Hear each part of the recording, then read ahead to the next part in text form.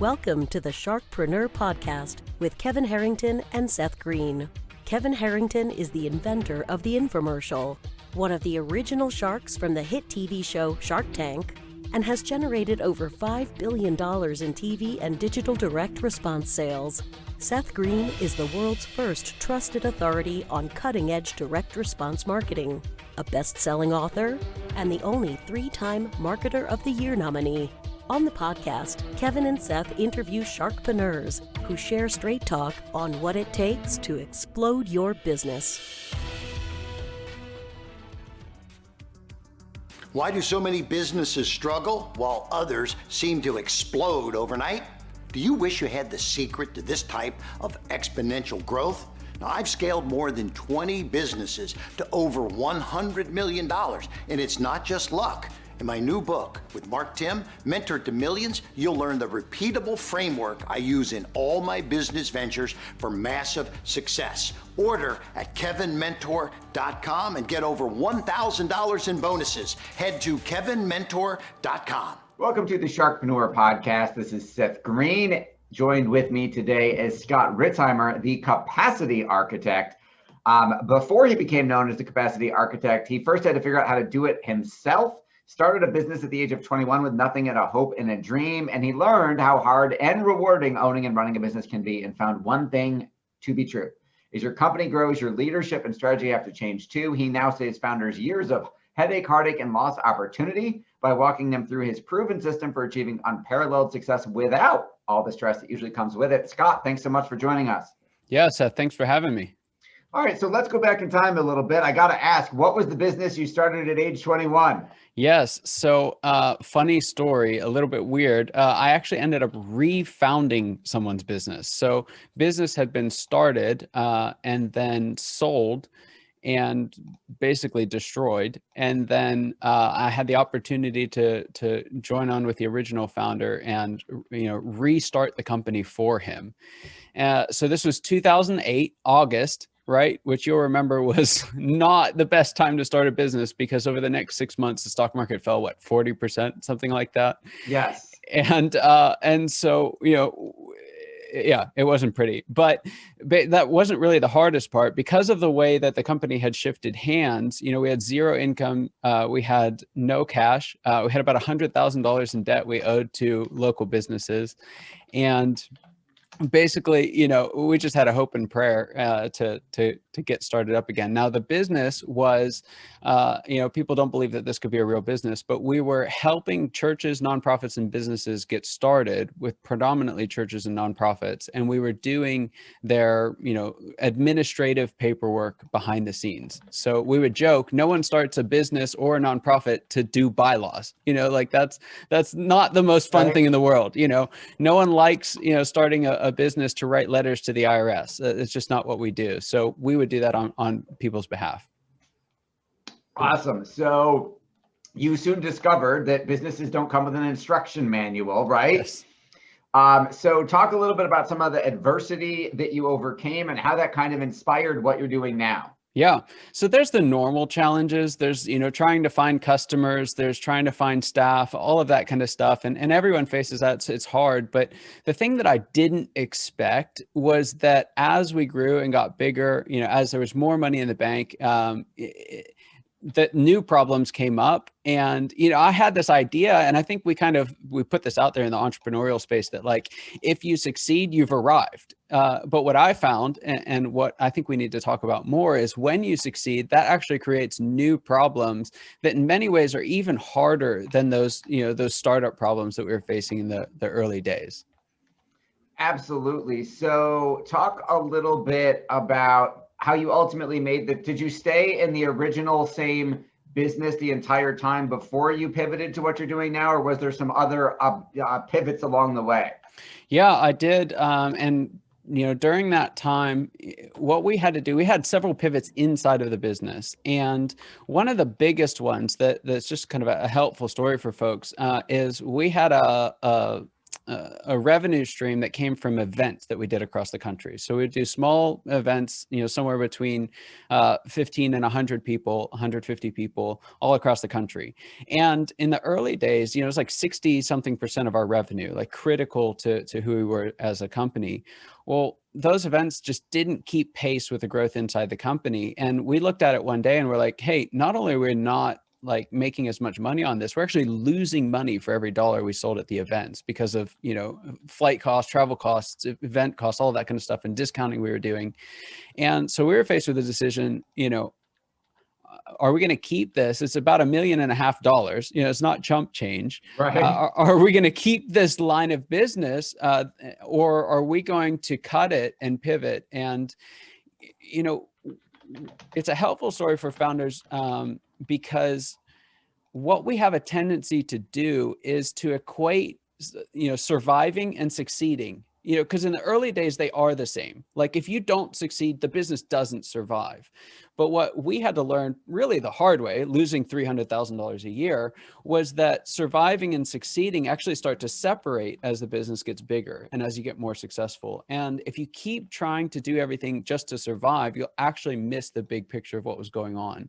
For us, we ended up deciding we're going to cut conferences and just focus on our inbound sales practice. We did. Not only did we make up every dollar that we had lost, we actually tripled our net revenue, our net income for the year, and all of that in 1 year. Wow. So, and you kind of started a business at the worst time. Yes. You were in an event business, which had you stayed in, you'd have issues now anyway. Yes. You got out before anything went Yes. bad. So you sort of saw the future a few years ahead of time and got lucky. And then now, how did that turn it? How did you build you talked about I think the biggest takeaway, the huge concept is that we have to evolve. Yes. If we stay stuck in, I'll take anybody who can fog a mirror, write a check and keep my lights on. Yes. Then we never really get to the next level. So how did you develop a system for doing that in the original business? And then obviously we'll talk about how you're helping others. Yeah, I did it really, really poorly for quite some time.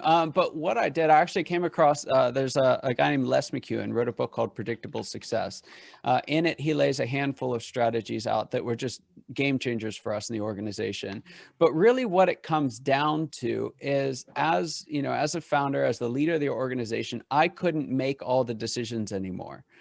And, initially it's like, hey, someone else decide which toilet paper we're going to buy for the office. Like that's easy, but then once it gets to like, hey, how are we going to decide whether or not we cut conferences? That wasn't my decision to make anymore. And I didn't have all the tools, the information, or the resources to make that decision alone.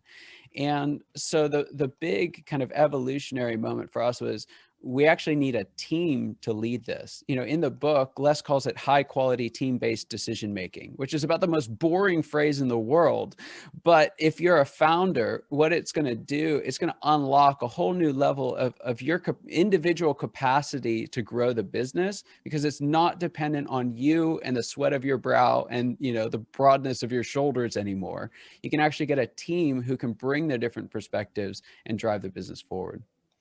All right, so that makes a lot of sense. So how do you actually build a system so that it runs without you? Because I think that's every entrepreneur's dilemma when they get enough business to max out their own capacity, and they make, whether it's their first hire or their 50th, how do they build that system the first time to deliver what they think only they can deliver? Yes. And get someone else to do it even 80% as good as them, so they don't have to do the work and can scale? For sure.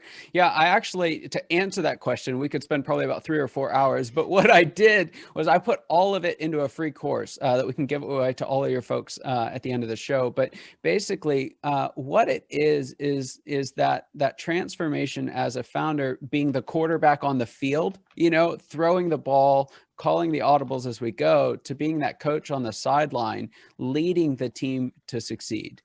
And so really all the systems, it's not so much like, do you have standard operating processes? Those are important. Do you have a sales process? That's important. But what it really is how do we make decisions as a company? And are we building a decision-making machine? And so all the strategies are really around that. And it starts with a great leadership team at the top.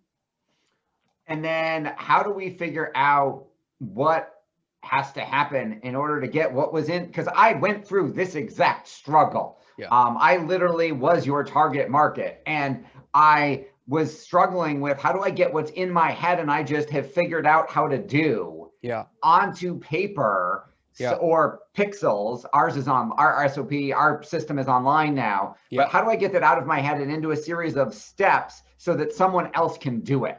Yeah, before the steps for me comes what I would call a decision-making playbook. And what that is sitting down and understanding why you chose to do what you chose to do and explaining that. Because, you know, it's the old analogy. You can teach you can catch a guy a fish, he can eat for a day. You can teach him to fish and he can eat for a lifetime. And so what we really need to do to prevent ourselves from becoming like this stiff, rigid, arthritic company once we start adding processes is we really need to focus on helping people to decide for themselves what needs to happen and come to the, you know, in the beginning, come to the same conclusion that we did, but by learning to make that decision themselves, actually adapt for us over time. And so that comes back to things like mission, vision, values, you know, very, very much the foundation of everything you do. But then it's taking the step from mission, you know, is to do this big pie in the sky thing to, okay, practically ground level, what do I do? So, you know, decision-making playbook, what it does is defines the steps in between so that people can recognize, oh, the reason that we do this is because of where we're going, not just because X, Y, and Z told me so. Because if you go down the road, X, Y, Z told me so, you're going to end up with a whole company of people who are, you know, just tell me what to do and leave me alone. Or like, you know, the whole employee apathy thing can kick in. And that's not what any founder wants. You know, I tasted a little bit of that in my business. Honestly, it was like the worst. You know, like, I don't even want to go to the business that I, you know, started. And so it's really making a playbook like that, helping them to make high quality decisions at every level in the organization. That's really where you do it. Absolutely. So what would you say, other than the concept, what would you say? Because now, when did you decide to pivot and help other businesses do this after you had done this in a nonprofit? Yeah, so this was something I was doing on the side for probably the last 7 or 8 years. Decided to go full time the beginning of this year, which if you'll remember the timeline on that again. I was basically say you're 0 for 2. My warning is this, or actually my encouragement is this. When you get a good idea, shit's going to happen. Sorry. I'm going to start a new business. I'm going to call you and I'm going to say short everything, you know, and we'll both make a ton of money. It'll be a lot of fun. That sounds like a great business model. Yeah. No, so an example of what happened when I did this with a team, you know, it was actually a husband and wife combination, John and Rachel were their names, and they had a marketing agency. I would imagine something similar to the one that you built over time. But what they did, and what was unique about their business was that they worked with other large organizations. So instead of adding 1 or 2 clients at a time, when they'd get a deal, they'd add 100 clients at a time. And so, you know, when I first met them, they just had like the deal of their life. And 3 months later, they're coming to me saying, hey, we're ready to quit. And what had happened was, you know, they had kind of fallen prey to what I call playing Jenga with your business. You know, it's this idea that every time you're adding to the top, you're pulling something from somewhere else. And so every time you get bigger, foundation actually gets weaker. And so what they were doing, they were just constantly taking little bits and pieces and trying to cram it all together to get it fixed. And for them, especially as the founders of the business, it meant they were working 80, 100-hour weeks every single week. And it was frustrating for them because their employees weren't, you know, and what had happened was, as leaders, they had failed to make that evolution you talked about earlier. And they were still trying to do so much of it themselves when they had great people there. So we looked at it, we just took an inventory, and this is a great thing to do as a leader. Take an inventory of everything you've done over the last 2 weeks and find out which of those things do you actually have to do. Because my experience when I've done it virtually every single time, at least 40% of it should have been done by something else. And that was the case for them. I remember we're at the end of the meeting. It can be a little painful sometimes, you know, because it's just like, really, I can let go of that? Are you sure? But by the end of it, you know, I just remember the look in both of their eyes as they were looking at me. And like, they were so relieved to recognize, hey, we can actually grow this thing, and it's not up to us to make it all happen. That is a beautiful moment. Now, how many, you've helped quite a few businesses, implement these systems.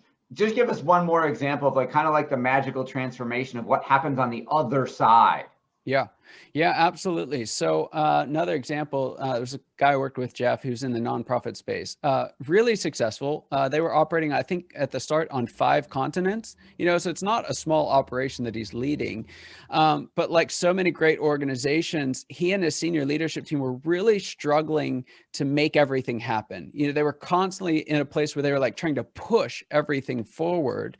And so for him, we did what I talked about earlier in creating that decision-making playbook. So we actually sat down, wrote out the why of the organization, mission, vision, values. We wrote out what are the key strategies we've decided on and why are those so important? What are the goals that we have as an organization? And then we took that, we announced it to the whole team. We put it in a notebook for everyone to have. Everyone had it on their desk. And they went from, when I started working with them, they were just maxed. Like as a leadership team, like blood pressure through the roof, like someone's not going to last because they're all so stressed out by trying to keep, all of this going on in all these different countries. To a couple of years later, they actually merged with another organization, absorbed that organization in, tripled in size. And when I heard about it, I was like, oh boy, like I hope he can do it. But when I talked to him, we met for coffee over at Starbucks, and he was like, you cannot believe how well this is going, because they took the playbook, they rolled it out to everyone, and they jumped straight through all of what would normally be the trauma of trying to cram 2 organizations together, had everyone on the same page. And so at 3 times the size, the senior leadership team didn't have to work as hard at that point as they did back when I first started working with them. That is a great example. You've used a couple nonprofits. It's where you started. I get it. Do you have any for-profit businesses that this has worked for? Yeah. So the model, what I've found, especially being in a for-profit that worked with nonprofits, is that, the specifics, the details are different, but the principles are the same. The model is the same. Now, in the business world, I was working with another group, and it was actually founder of an organization who had started the business something like 20 years earlier, and was just kind of over it. You reach a point where you just kind of cap out as a leader, and then you're okay with that. But then what you start to see inside the organization is it starts to get a little slow itself, and he was looking at it thinking, hey, I've got bigger dreams for this organization, but I don't know if I can be the one to do it. Well, the process for him was the same. He had to build a strong team that would enable him to continue to grow the business without having to be the one to do it. So we got together, worked on creating that leadership team, because there were a handful of people, and this is how it is in most organizations, that were the first line of, hey, go do this, as you're responsible for this, go do it. And it's really, I'm still making the main decisions, but I have you to kind of deal with the work that I don't want to do. This is kind of how we position it. But what we did with him for the first time is created a leadership team that allowed them to expand. And in doing so, they're looking at doubling as an organization, and he spends the summers in Maine, with his family. So what I really want people to hear in a lot of this is we don't have to buy into the idea that more growth means more work for the founder. And in the beginning, yes, that's true. But as you reach a level of success, that becomes less and less true and actually can get in the way of growth. You're absolutely right. For our folks who are watching or listening, you give advice every day. What's the best advice you've ever gotten? Best advice that I've ever gotten was from my dad, and he said, either shit or get off the pot. and it's true, like we like to complain about stuff and do whatever, but especially if you're the one in charge of the business, if you don't like the way that it is right now, you're the only one to blame, because anything that you have in your organization is what does Henry Cloud say? You've either allowed it or you've created it. And it was the best advice I ever got, for sure. That is excellent advice. For our folks who are watching or listening, where is the best place for them to go to learn more and to get that amazing offer that you alluded to earlier? Yeah, absolutely. So there's an ebook available to anyone, comes with a free course, and you don't have to pay anything, buy anything from me. It's all there in the course. It's actually the exact process that I use when I work with teams. They can get it at capacityarchitect.com/shark, capacityarchitect.com/shark, and download it today. Awesome. We will send everybody there to capacityarchitect.com/shark. This has been Seth Greene for Sharkpreneur with Scott Ritzheimer of the Capacity Architect. Scott, thank you so much for joining us. Absolutely. It was a pleasure, Seth. Thanks for having me. Thanks everybody for watching or listening. We'll see you next time. Do you need money to fund your idea, product, or service? Are you ready to take your business to the next level but need capital to get it done? Kevin Harrington has heard more than 50,000 pitches and knows how to help you make the perfect pitch to get the funding for your entrepreneurial dream. He's distilled the process down in his perfect pitch cheat sheet, and it's yours for free. Just text PITCH to him right now at 727-888-2100. Text PITCH to 727-888-2100 right now and claim your free perfect pitch cheat sheet. Text PITCH to 727-888-2100 to start funding your dream today. This show has been produced by Market Domination, LLC. To discover how you can have your own show completely done for you and turn it into a real published book and become the authority in your marketplace, go to www.marketdominationllc.com/podcast offer.